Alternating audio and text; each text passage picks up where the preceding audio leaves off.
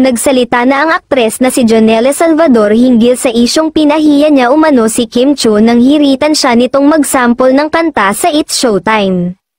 Wow, I've been meaning to explain myself because the last thing I would ever want is to appear rude or disrespectful, sabi ni Janelle sa kanyang ex account nitong Biyernes.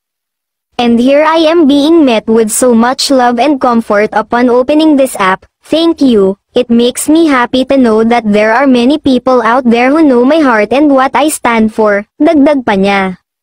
Matatandaang nag-guest sa nabanggit na noontime show si Janelle kasama ang leading man niyang si Win Matawin para i-promote ang kanilang movie na Under Parallel Skies, na premiere night na sa ika-16 ng Abril. Hanggang ngayon nga ay trending sa X ang pangalan ni Kim Chiu, Vice Ganda at Janelle o si kapamilya actress Janelle Salvador matapos ang naging guesting nito sa noontime show na It's Showtime kasama si Win Matawin, dahil sa hindi nito pagpayag na magpasample ng kanta matapos hiritan ng host na si Kim Chiu.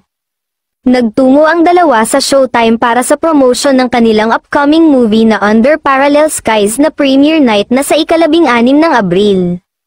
Bukod dito, nag-promote din si Janelle ng kanyang upcoming concert na Reimagine, na selebrasyon ng kanyang 10th year anniversary sa showbiz. Humirit ng sample si Kim kay Janelle na kantahin nito ang bagong awitin subalit maayos namang tumanggi si Janelle dahil paus daw siya. She has a new song diba? Sundot ni Karil, headtone, stream headtone, aya ni Janelle sa madlang people, medyo paus ako today. Kayo na lang, saad ni Janelle. Ginamit namang hirit ito ni Vice Ganda sa segment na, Especially for You, sa isang searchy. Sa susunod mag-prod ka rito sa Showtime. Ayaw, medyo pause siya ngayon.